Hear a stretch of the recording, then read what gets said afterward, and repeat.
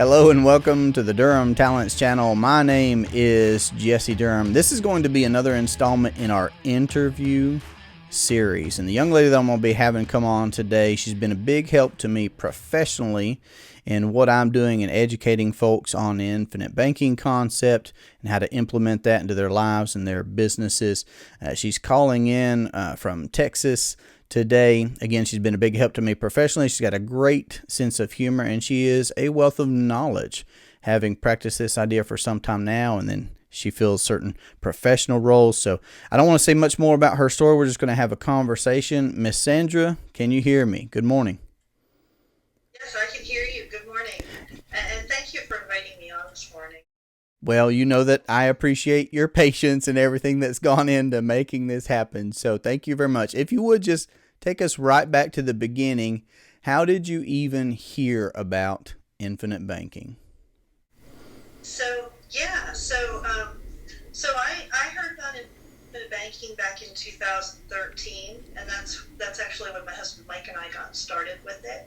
I had never heard of it before. Well, like the concept of borrowing money from your life insurance policy, I knew about, but the concept of having these specially built policies that you could have immediate cash value in was something I had never heard of, and I'd never heard of the infinite banking concept.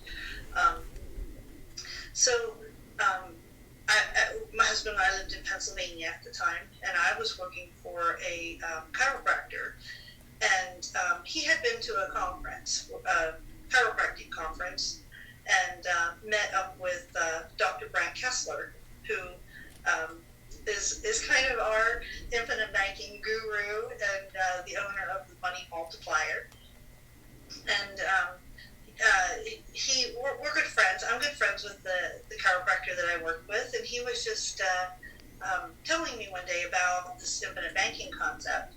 And as he's explaining it to me, I was like, yeah, I kind of understand what they're doing there. I'd like to know more about it. So he got me connected with Dr. Kessler, and several phone calls, emails, text messages, back and forth with Brent, and Mike and I we made the decision to go ahead and jump in and take our first policy. So and we started with just one policy because, like I said, we didn't know anything about infinite banking. I had never heard of it before. I did do a lot of reading. I read Nelson Nash's Becoming Your Own Banker book, and his other book. He has another book out that he wrote with someone else. I can't remember the other author in the book, but The Warehouse of Wealth. I read that one as well, and anything else I could get my hands on in regards to infinite banking. Because when you go looking for something, you find what you're looking for, and there is a lot of material out there. It's not all under the title infinite banking, though, so you kind of have to do a little digging for it. So, but I found some other resources and read everything I could on it, and went to my husband, and I was like, I really want to try this. I really want to try it. And I'm kind of, in our relationship, I'm the one who's, I guess some people call it tight-fisted with our money, or the more frugal one. So he said to me, it must be a really good thing if you are willing and you want to go ahead and spend money on this. And so we went ahead and took our first policy in October of 2013. And again, so many questions. Even as we were going through, the underwriting process, I had so many questions.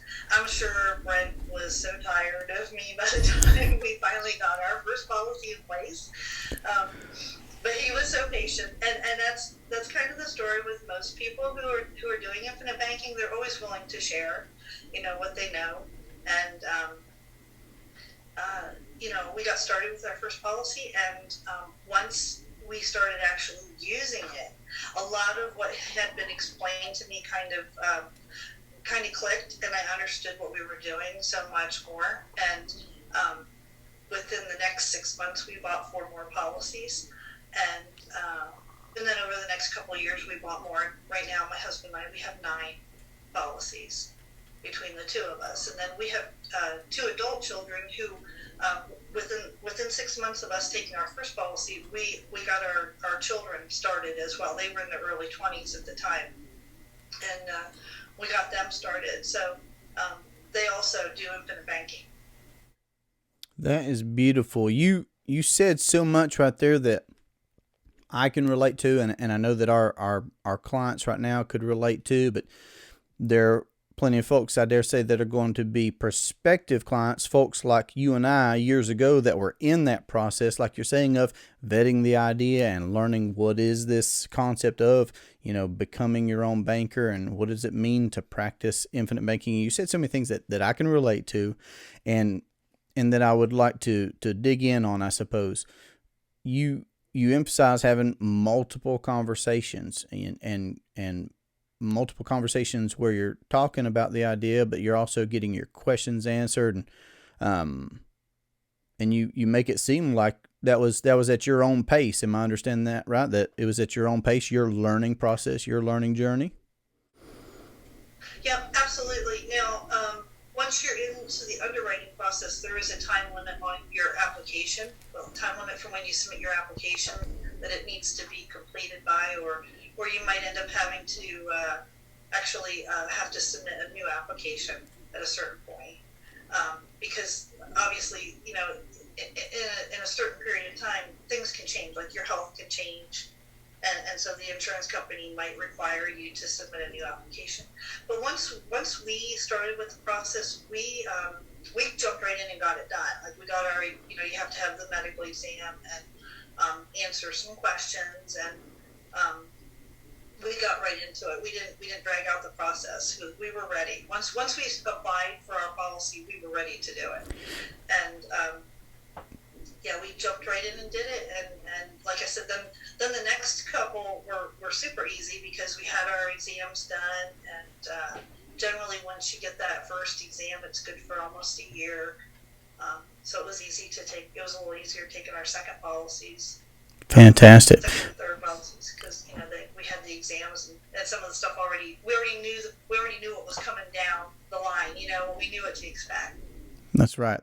Once you said it clicked for you and you have this first policy and you've gone through the process of because what we're using is properly structured whole life policies with a mutual company that pay a dividend. That's the tool, that's the entity that we are using.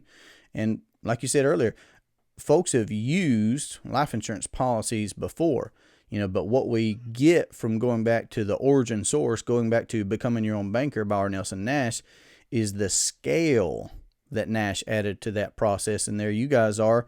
Your learning journey just takes what it takes. And I would say it takes what it takes. It took what it took for me to wrap my mind around the idea and to get educated on the idea by going right to the source. And I've read plenty of other things as well, like you're saying, that don't exactly even bear, a direct connection by using the same verbiage of infinite banking.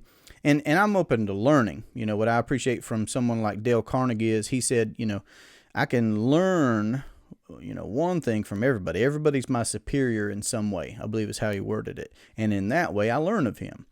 But there is something about going back to that origin source as well and reading how he added scale. And that seems to have played out in y'all's experience as well. You and Mike got that first policy in force. You'd gone through the process of getting a medical exam and filling out paperwork to be able to apply for the policy. And once it clicked for you, then you decide, okay, well, it's time to get, a second and a third. And that can look different for everyone, but I understand what you mean when you say that it clicked for y'all. And Nash would say that too. He would say more is caught than taught. We can read all day. We can, and it doesn't, Becoming Your Own Banker, it's a really short book. It's got large print, big illustrations. It takes a couple hours for a slow reader. And I would encourage people to read it more than once. I know that I did, and it's encouraging to me to hear that that you guys read it and y'all were rereading it and y'all were asking questions and having multiple conversations. And That's how it is with me. I believe you and I have gathered that from each other from working together, and we'll talk about your role in particular as a specialist in the application process if folks haven't already caught on to that. Because you've been a big help to me in that area and making that a smooth part of our process. Okay. So you guys got your first policy, and then shortly thereafter, you ended up getting multiple policies. That's been Lauren and my experience as well. It was definitely within the first year of our first policy going in force. It's probably something like 6 months. We decided to get a second policy because even though we were pretty ambitious with our first policy and the amount of premium that we decided to pay, we still also at the same time realized that we wanted to add scale to our system not much longer after that. So you guys had good conversations. You talked with somebody that was already practicing the idea. I agree. There are plenty of folks that are very generous with their time and experience, and you jumping on here to be able to share your experience. How about you tell us, if you would, just anything you feel like sharing about when you got these policies in force? Where were you at in life? What were you using those policies for? Yeah. So when we first started using infinite banking, our goal was to pay off debt. We wanted to pay down our debt, and we never expected to reach a debt-free status, but we did in a significantly quicker time than what I would have expected. So we did. We used our policies, and of course, as we were freeing up cash, because of reducing our debt, we would buy more policies. I know some people start out with, some people will do a very large policy to start with, very large premium. We were a little more conservative. It was where we would needed to start at the time, and but it has worked for us. The whole infinite banking concept has really made a difference in how we handle our finances and a difference in our lifestyle as well. But yeah, we started out with paying down debt, and then we did reach a debt-free status after a few years, and then we were kind of like, what are we supposed to do now? Because that was our whole goal the whole time, was to reduce our debt.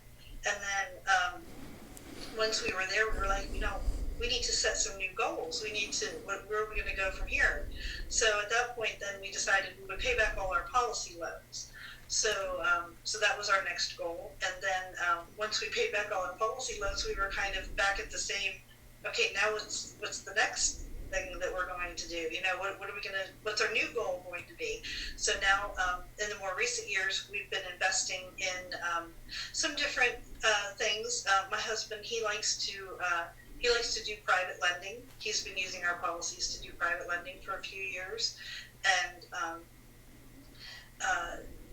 we actually, when we did our first loan, we were kind of nervous. It's kind of a little nerve-wracking when you're loaning your own funds to someone that you don't know. And that was our first experience. We didn't know the person. We still have never met them in person. Only talked to them over the phone or through email.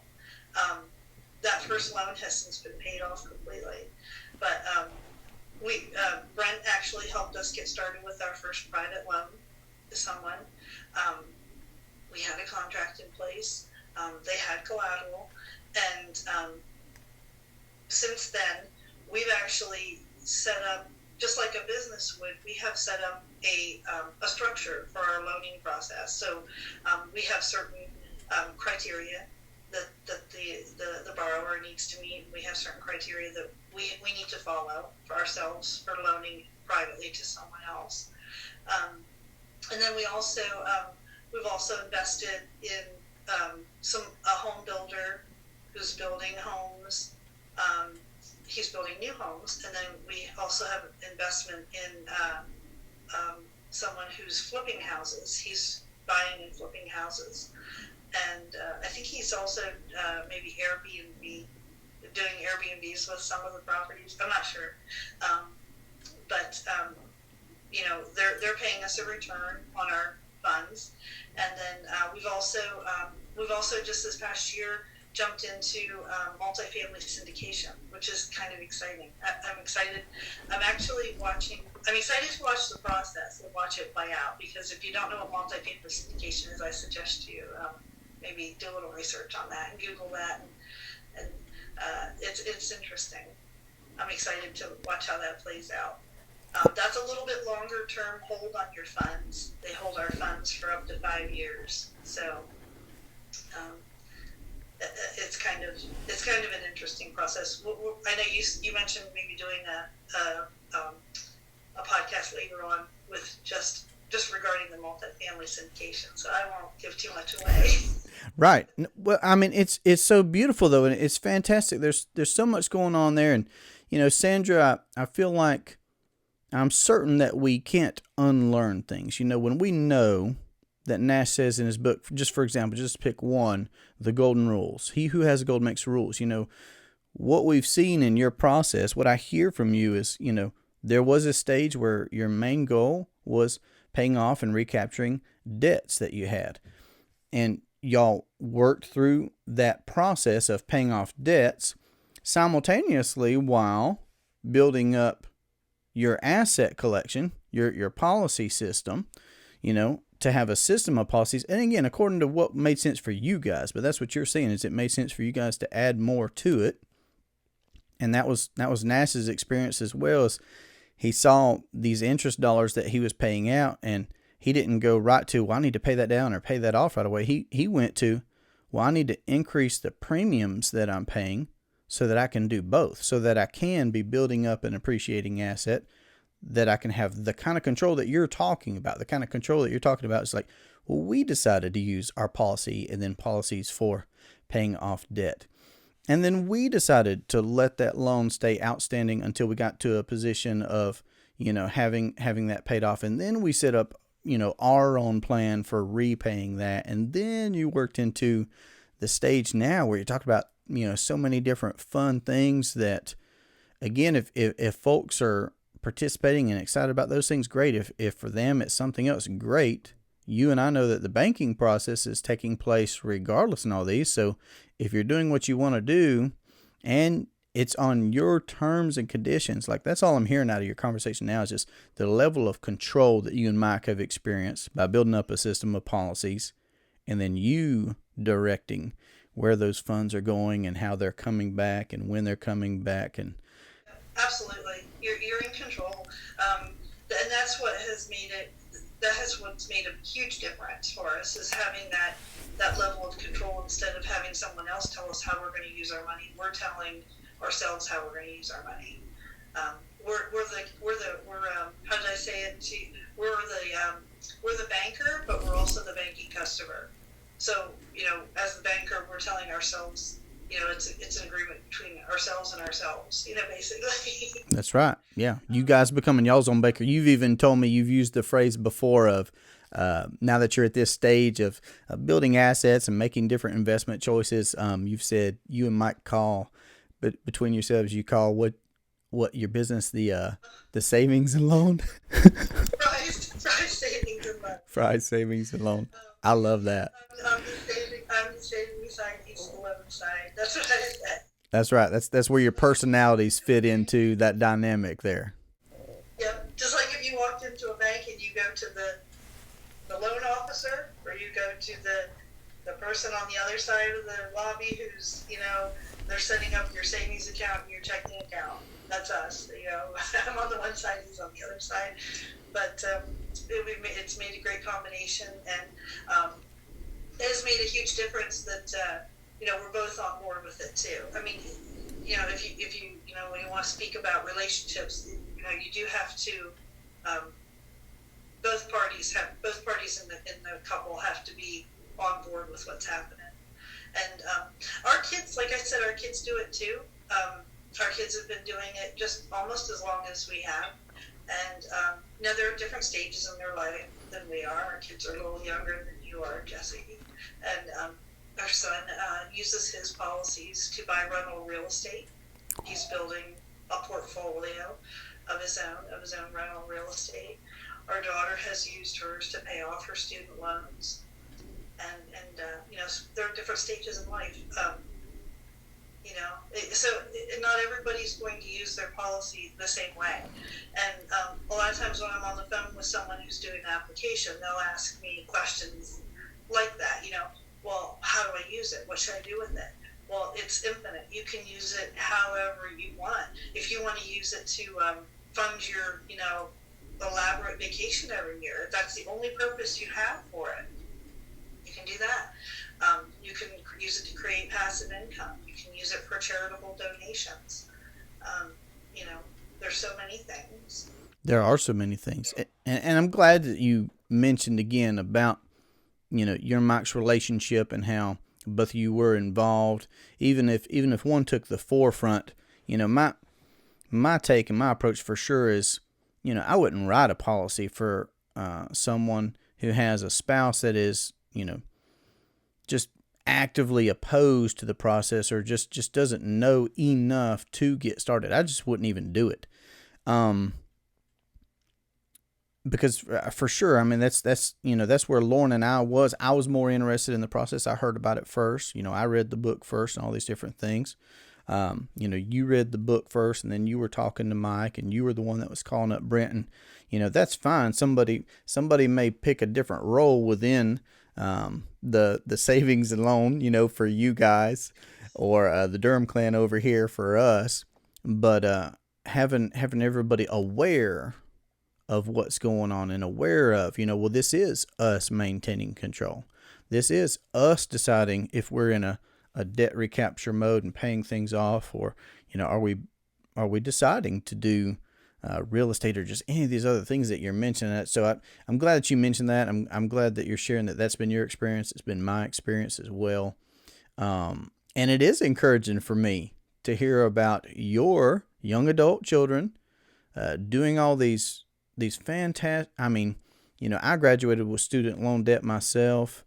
Your kids have such a start just by already owning policies and using policies, and then now with your son doing real estate and adding to his portfolio. It's so good. I love that. Just that you've already stepped into that. Lauren and I, we've got 3 kids, and you know that. But they're younger and they have a policy as well each. But they're 1 and 6 and 8 years old now. So you're actively getting to see that intergenerational thinking and planning, on y'all's end, and that's really encouraging. I love hearing about that. Long range thinking. That's another one of the principles that I'm reminded of when I hear about your experience, you and your families. So sometimes when the kids come over, like we're always talking about our infinite banking, but sometimes when the kids come over, we'll have a conversation. We'll be talking about it amongst ourselves, and I'll think, if somebody stood outside our home and listened to this conversation, they would think we were talking a different language. So if they didn't have a clue what we were talking about, they would be, what are those people talking about? Right. But it is conversation that we have all the time. Like I grew up well, my husband did too. We grew up in households where money wasn't something your parents talked about. I could never tell you how much my father made at his job. I do not know what my parents' mortgage payment was. I don't know any of that. Like I never knew any of that. They didn't share that kind of information. It wasn't something that they talked about in front of the kids, or how they're spending their money or how they're investing. It was just not conversation that we had. So I kind of I was married. We were married at a young age. We got married at 20, and kind of entered into our relationship without really having any financial knowledge. We just started doing what we saw our parents do. We mimicked what we had known. Go to school, get a job, if you need a loan, go to the bank, that sort of thing.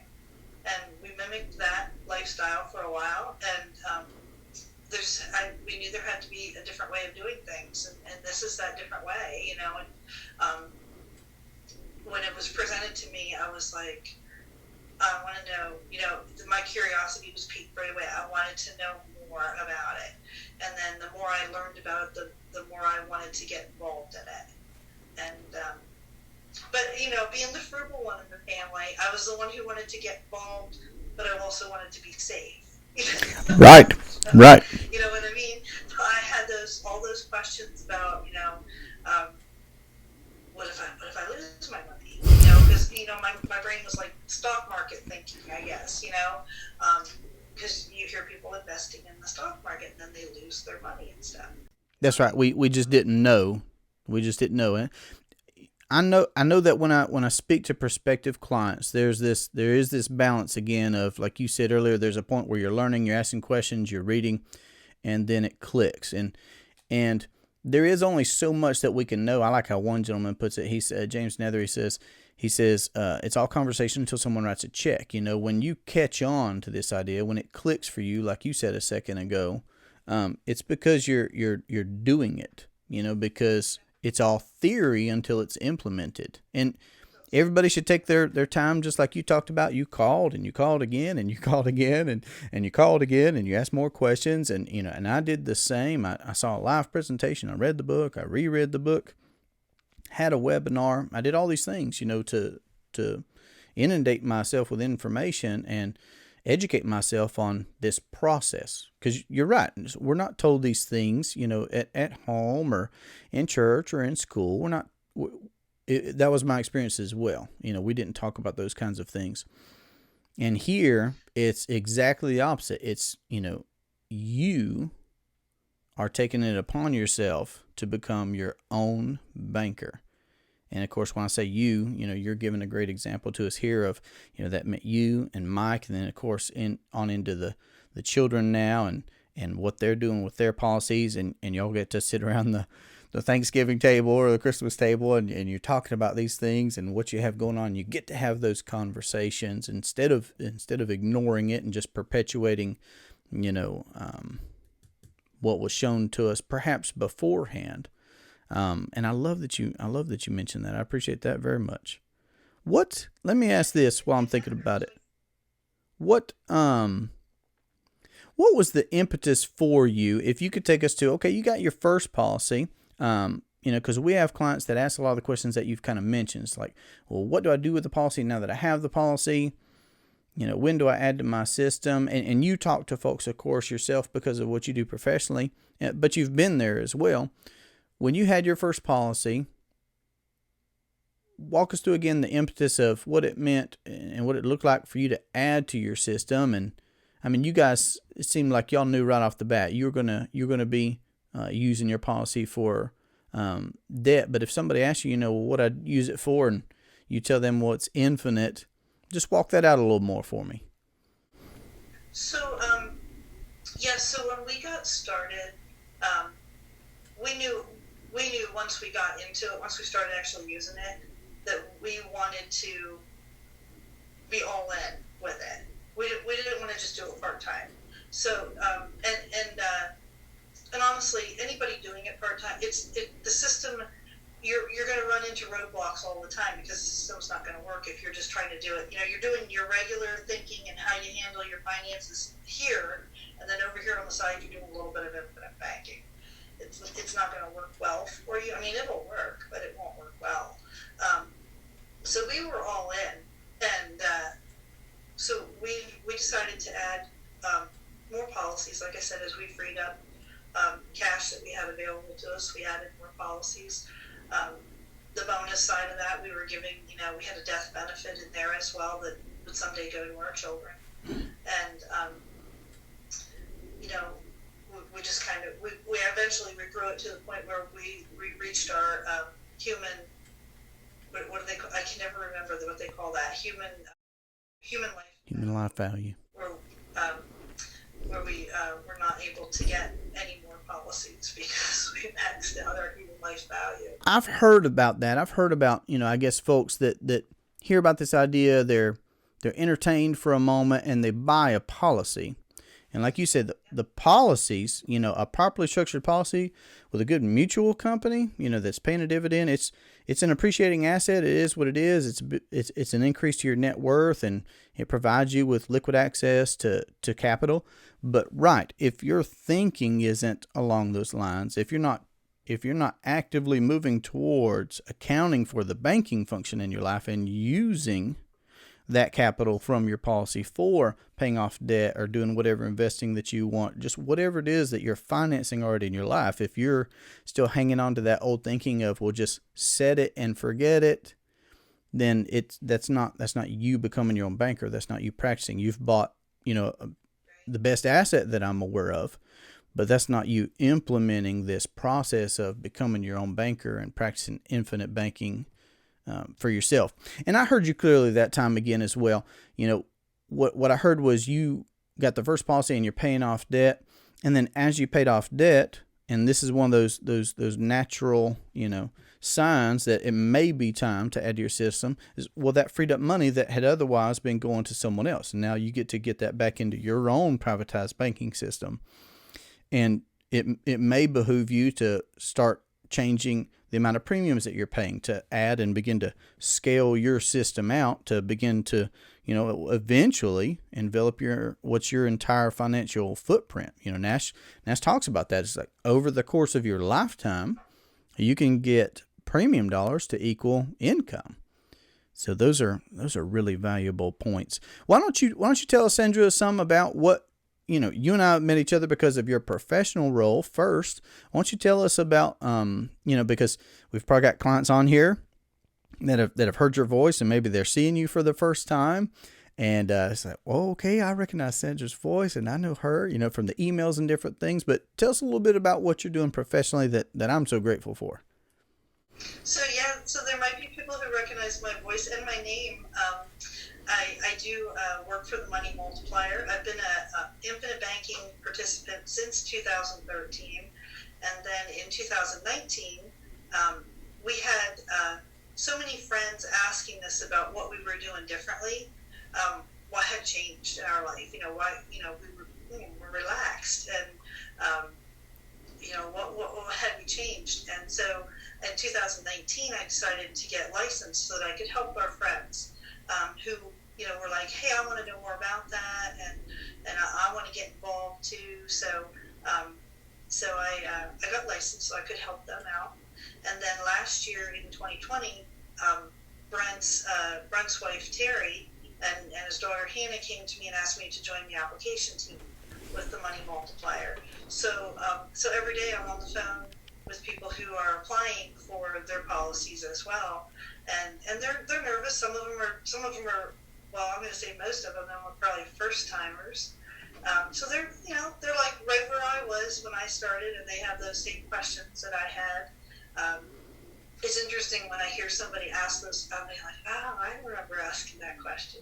I remember having, not being able to wrap my head around the concept of not having to pay those policy limits right away. And those are some of the most frequent questions that they'll ask. And so I help people with their application. And then I stay with the application as we go through the underwriting process. So if the underwriter has any additional questions for them or needs any clarification on anything, I'm the one who reaches out to the client to help them, get those questions answered, and just keep the policy moving. Just keep everything moving as it's going through underwriting, and make sure we're getting them to the end of the line there with the approval on their policy. And there are currently 5 of us on the application team. So some people might say, hey, I talked to somebody from the Money Multiplier, but she wasn't the one. There are 5 of us on the application team. And we don't all work with the same insurance carriers. We aren't all taking applications for the same insurance carriers. Some of us do. Then there's a few of us that do applications for other carriers that some of the other ones don't. So, so I work with the person as they're going through underwriting, basically, and then once we have approval and we get the policy issued, then I kind of turn them over to mapping. But even at that point, I've had people come back to me months later and be like, I'm ready to start my next policy, or hey, I just have another question, or they'll just, sometimes I'll just get a phone call or a text message from somebody with a little bit of a success story, like, hey, I got my policy going, and this is what I did with it. And, it's always nice to have people come back and tell me those tell me those stories, because I like to hear how they're using it, how they're succeeding.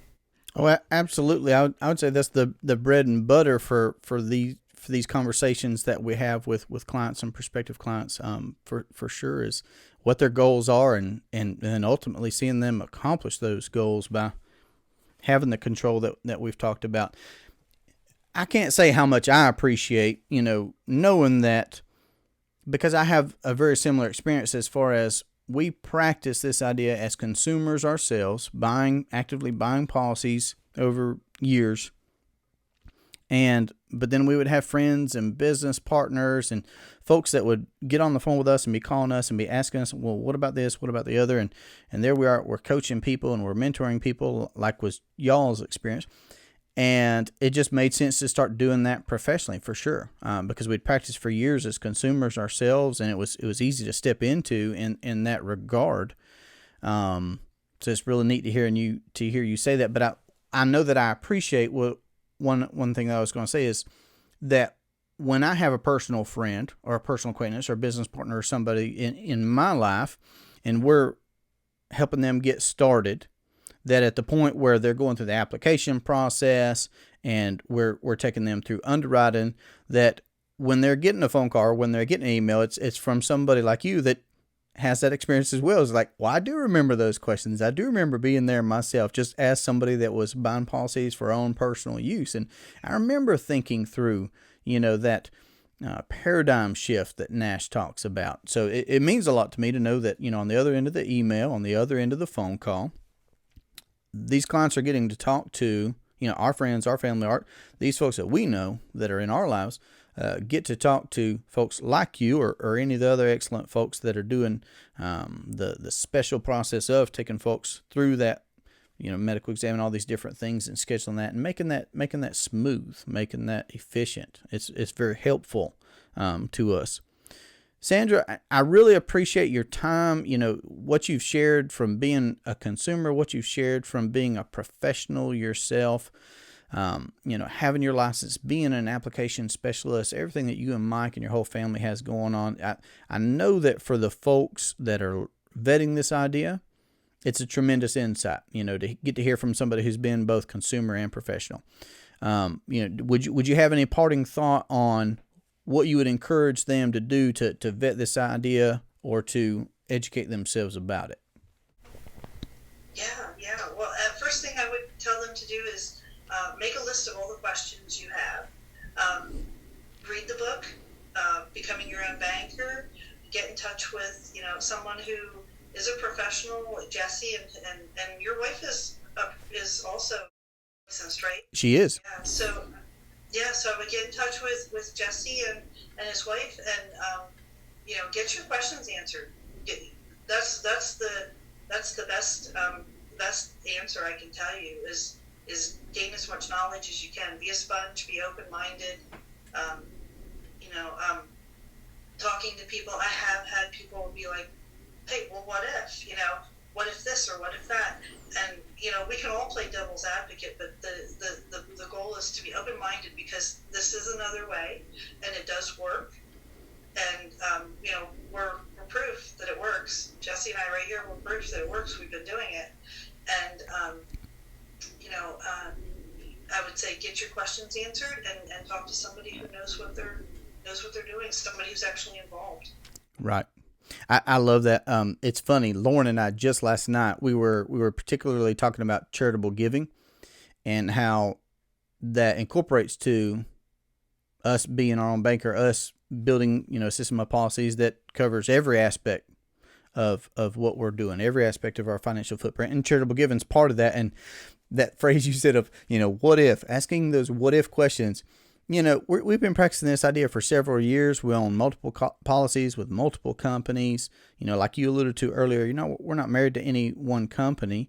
We're married to our spouses, and we own policies with multiple companies. But even several years along practicing this idea, and we're getting to a new subject matter, charitable giving, because like you, that's not where we started. We started paying off debts. We still even get those what ifs. So it's the conversations like what you mentioned between your kids still ongoing at the table. I love it. I love having these kinds of conversations. I really do value and appreciate your time and your experience and you being willing to share that knowledge here, when you even first offered to come on here and speak with me. It meant a lot to me. So I definitely want to say thank you, and I appreciate everything that you do in coming on here and everything that you do in helping, our clients through the underwriting and the application process. So, Sandra, I appreciate you very much. I hope you have a great day. Well, thank you. You too. If you'd like to continue this conversation and talk about how you could implement the infinite banking concept into your household or your business or your investing, you can reach me at 828-817-4223, or you can email durhamtalents@gmail.com. This has been a great pleasure for me. I look forward to our next conversation. Have a great day. Take care.